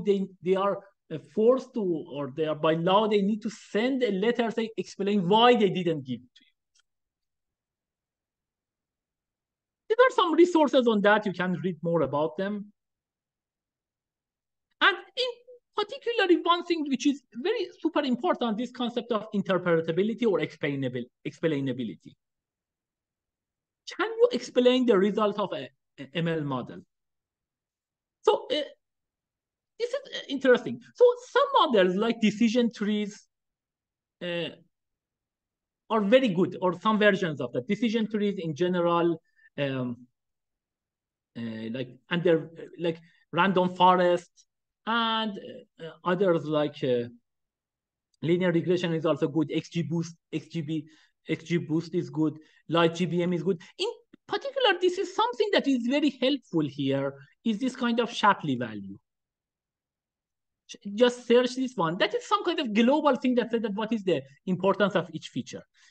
However, becomes much harder for deep learning. The issue is that in deep learning, the idea that you have so much data, you will give it. You don't know what are the features. You don't do the regular feature engineering. You just give it and say that hopefully each node of this network would be corresponding to some features that you don't understand. This is the main problem, essentially, in lots of issues. For example, in healthcare, in policy making, you cannot just, you need to explain why you are doing these things. Another very important thing is self-driving cars.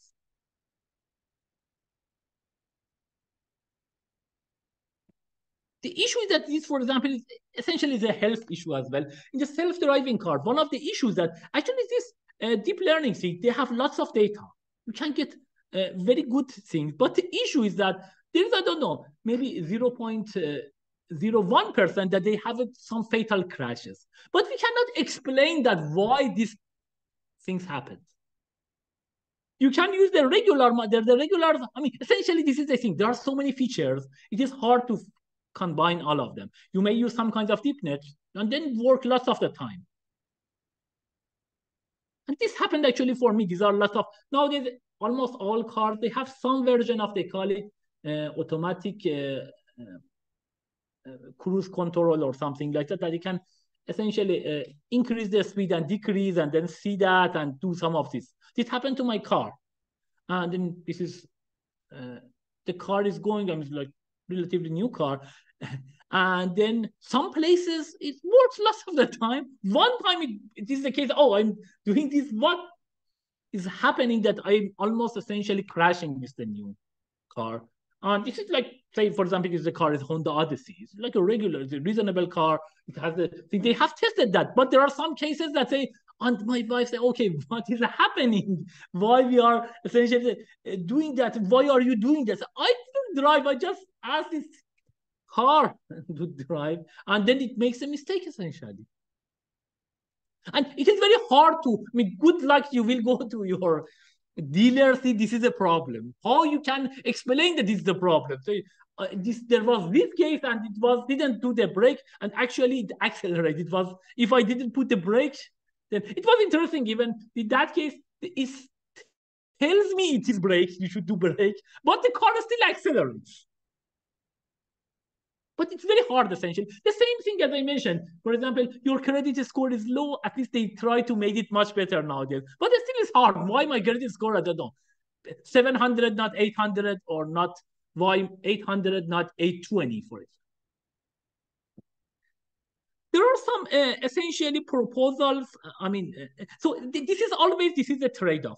Some of these guys, you can use more like, and here it is important to, you want to decrease the error, so you want to use more advanced things, you want to use lots of data, and the good way to attack these problems are through like neural nets or deep nets essentially. But the issue is that they are not explained, and that makes the life hard essentially. Some crashes happens. What is the reason for that? And I mean, this is as I mentioned, because of especially this kind of neural nets, these are like the things, that's one of the most complicated things. Again, they are very good. Then you have huge amount of data. This all ChatGPT is essentially based on these neural nets essentially. But the ChatGPT is the good thing is that there are some cases that maybe ChatGPT does not give the correct answer, if it creates, for example, a bad reference that does not exist. Nobody cares maybe about it because, okay, so actually it is, this was the example again. A lawyer, is a high profile lawyer, lost his job. Why? Because he referred in a court. This is the bar exam, I think. They lost his thing because in a court he used or referred to some cases that he got it from ChatGPT and they didn't exist actually. So you can lose your job actually. But still is much losing a job is like your bar exam essentially. I think is much more tolerable than essentially killing a person. That happened actually for Uber. A few years ago, Uber was very good actually in this kind of things to create self-driving car, and they had a plan actually to create a self-driving truck around by 2020. They had a crash that was in the news essentially, that a car hit essentially a passenger by passing the bike, didn't stop at all. After that, they sold the whole technology essentially to some other companies. You see, they were thinking not only cars, self-driving trucks by 2020. 2022 or I think 2023, 2022, I think around this time, they sold the whole technology of self-driving car to Aurora. This is the company that is working on this area. So they lost essentially the hope. You see, this is like the thing that it is super important exactly because of this explainability. Because what is the idea that if you can do interpret or explain something, then you can fix it. But if you don't know what is the problem, this is one of the things, like if you have a house or any car or something, one of the most important things, actually finding the reason that it failed. There is some error with the house, with the car, etc. If you find that, then the solution is much, much easier. You replace that item, but you don't know which item should I replace. Good. So this is essentially the thing that I want to cover. I just want to mention something about the data science industry and, I mean, essentially your career potentially in this area. So this is, what is the data? what is a data scientist? So data scientists essentially may seem different in different industries. So we may call them business analysts in some industries. These are the data scientists. Or statisticians or machine learning engineers. These are all different type of data scientists that when you get your degree there, you can actually go and get that. Or you may actually be the backend tool developers. All of them are data scientists. What are the differences? This is the main difference, is that the issue is that whether you are working, you are developing data science tools yourself, or you just doing data analysis with the tools that exist. That's the big difference between that. Generally, if you can develop more data science tools, you can get more high-paying jobs. Always creating the tools is essentially more fancy thing than just using the tools. If you can write nice Python packages, that means that you are more professional than just using the current Python package. So if you want to, generally, if you want to find a job, I think these are some of the things that can be very helpful. You need to have essentially some free hosting website to create your website, essentially. Nowadays, LinkedIn actually works very well for lots of these things, and they are just adding to that. They are just creating essentially this one for the thing. So you should update your LinkedIn, especially these things that you want to say that you should. The people are doing that. They are sending the emails and say that, okay, can you just go and then put a score for me for programming or something. They are doing this, all these tricks such that they can get, because you will see that, oh, this person is professional in C++ in Python, because they have a friends essentially to do that, always doing that. We know that. This is even nowadays for lots of Amazon items, you know that they have a good rating. That's the thing that my wife actually telling me, that don't trust those things. They have their friends that they are going there, essentially they put it, or some kind of friends means that some kinds of, or robots or others. If you can clean website, that would be good. For this one, the Bootstrap would be good. There's another one, Foundation. Bootstrap, we talk about it. You can nowadays actually create more interesting thing with React as well. But but for the website, maybe Bootstrap is enough. But it would be good. Sometimes you can actually pay for your own URL. You don't need to do that. So it is good to have a LinkedIn, but also a website that you can explain more about the projects. You may talk about your coursework, the project that you have done, especially open source projects that you have done. If you have contributed to some of these packages, Python packages, you want to do that. So also highlight the tools that you know that, because as I mentioned, data science is part of using the tools is also important. So for example, if you know about TensorFlow, or I don't know, PyTorch, or JAX is another one, actually it's an important one, that they are people using it for this kind of how you can do the distributed learning, essentially using GPUs, etc. That's the thing that you can do. These are some of the things, and it changes time to time. Maybe TensorFlow is not the main thing anymore. That was very important. I think the people nowadays more use PyTorch essentially, but this changes. There are some requirements essentially. This is a bit. They may have some nonsense essentially requirements, and they may get a copy paste from others. So don't, generally, in most cases, unless the position is a team lead, pure R&D, or very senior role, there are something that they are having. This is not easy to get essentially high, like generally getting like L8, L7 even. This is the level that is nowadays is very global about these companies. Amazon, Google, Microsoft, you have typical things essentially. I think this is like the website which is very good on this one. It is levels FYI essentially. I think that's there is such a website search on it, then you will see that. It gives the levels in different companies, but generally they have this idea that the president or CEO of the company is level 12, and then the senior VPs are actually, or the C-level, they call it. C-level means chief of something, chief technology officer, chief, yes, so that is like the, sorry. Uh, so these are all these sort of things that you may have. And these are level 11, and then VPs are level 10, etc. So generally, if you want to go high level, even level 8 or something, it might be some requirement of leadership and etc. That is, but other times, I mean, if you have a good simple website, like up to level 7, essentially 6, 7, if you have a good website, you can present your work essentially. And always you should reach out and speak directly with team members, which is super important. uh, this is the worst thing that the people say, oh, I apply and that's it. Generally, this happens. You get an interview if somebody knows in that like somebody in that company knows you. And I think these classes that you are uh, having and the friends, that's actually important, because one goes to one thing, it is like a chain. Then the friends can come essentially. That's typically the thing that happens. Still, you need to pass the interview, but this is important. Again, alumni network, internship network, online forums, that helps a lot actually. There is typically this kind of interviewing that happens. There is no standard way and it changes.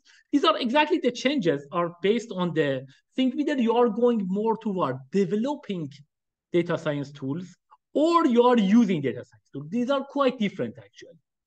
But these are some of the questions that typical thing, if you know more CS, these are software engineer questions. You need to generally know Python and you can write Pythons. Something they are testing this kind of unit test, for example. They may ask unit tests or others. They may ask generally about this kind of data collection and management, like SQL, APIs, etc. This you need to have some knowledge, and they will either they will ask some questions or typical thing, as I mentioned, SQL or Python, in particular pandas. One of them you should be essentially professional, and they will ask you. This is a very thing you can read actually more about it and get it interesting thing from ChatGPT. That's also another good thing. That's actually the way that I have used it as well. If you apply for a job, say that what are the requirements? I want to apply for this. What should I know? It lists you for something. And then can you ask me some questions? This is actually the best thing that I found it very useful. You can actually use ChatGPT that I want to go for interview. They are asking me, ask me some questions. Generally, if you go there, the recruiter contacts you and let you know that what are the interviews that you have, what type of interviews. Then you can go to ChatGPT and say, I have such an interview with this company. Can you ask me some questions that are related? They ask you the question. Not only that, you can do more than that. Again, this was pre-ChatGPT. This is a slide. But now with ChatGPT, you can say that if somebody asks these questions from me, what should I answer? Also produce the answers for you. So it's a beautiful actually things that now this is a hacking of this interview, because this is one of the questions. What are the type of question they try to don't release this information? But now ChatGPT goes find for you, and then not only finds the question but also tells you the answers. So if you just see some of this, spend some time, actually you can be very successful in these interviews. So they may actually, again, they may send machine learning questions, but again, these are some of the things that you can ask ChatGPT. It gives you the ideas. Oh, this other thing, how would you approach? This is also the question that you can say. So if they generally say that, okay, this is the problem, this is the typical things. If you want to do interview with Facebook, you need to know something about Facebook. You should have an account there, generally. It would be very helpful. If you want to do Uber, then you need to use Uber as a driver or rider, etc. The same thing with other companies. That generally helps. And they generally ask you. So they generally think, oh, this is the question that we currently have in the company. Can you contribute to that? That they are doing. Maybe they solve some of them, but still they need to, they are useful for them to see what are the answers that you may want to give it to them. That becomes actually very interesting for some of these. And it is good to know how to approach it. And again, that's the reason that generally you need to sign some forms before that. This is the NDA, that you don't release this information to others, because these are some part of the company information that they try to get it. So this is also a typical thing. When they are doing the interview, if you are in some company, this is, again, I have seen this, unfortunately, the people have done it in the companies, that they interview you. One part of it is that if you, for example, they are interviewing you at Amazon.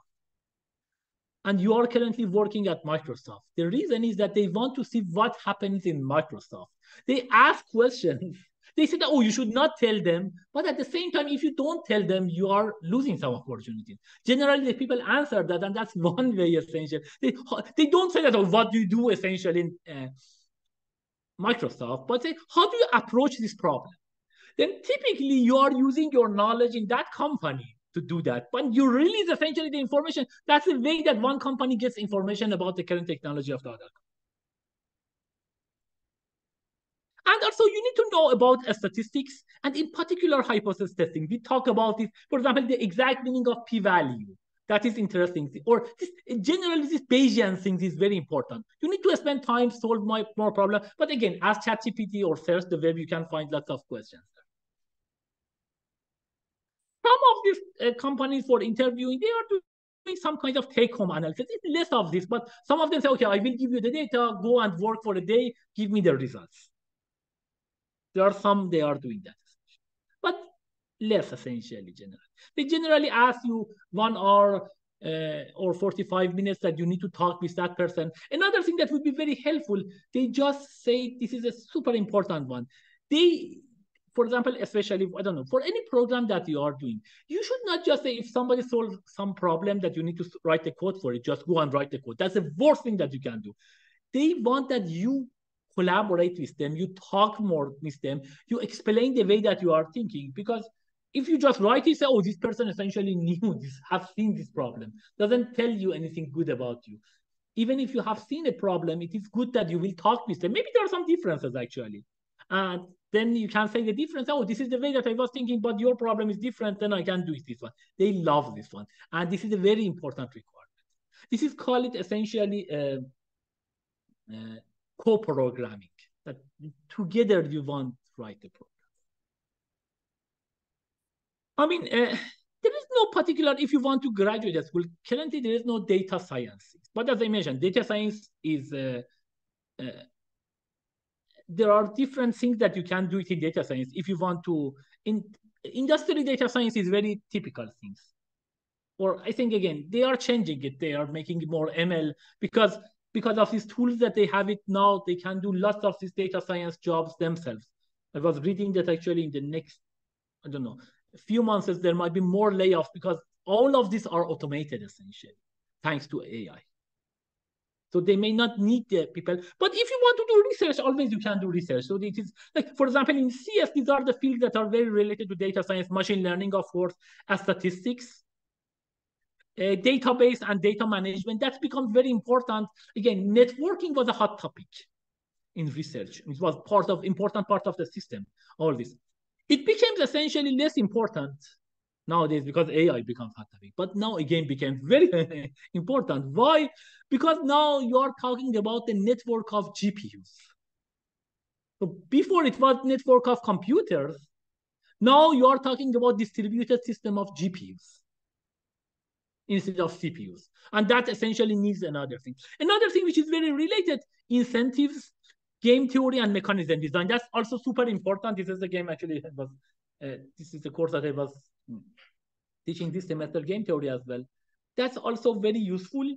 And this Shapley value, for example, interestingly, I mentioned about this, that what is the importance of each feature? This is a global thing. That comes from Shapley value. Shapley is a person who got a Nobel Prize in econ because of this Shapley value. Now this has been used in ML to see what is the importance of each feature. Or this multi-armed bandits, there is a good relation between them and game theory. So there are lots of things. So there are lots of intersection between machine learning and game theory and databases, as I mentioned, networking as well, essentially. And yeah, so that is something that I wanted to mention about it. And I think I can just stop here.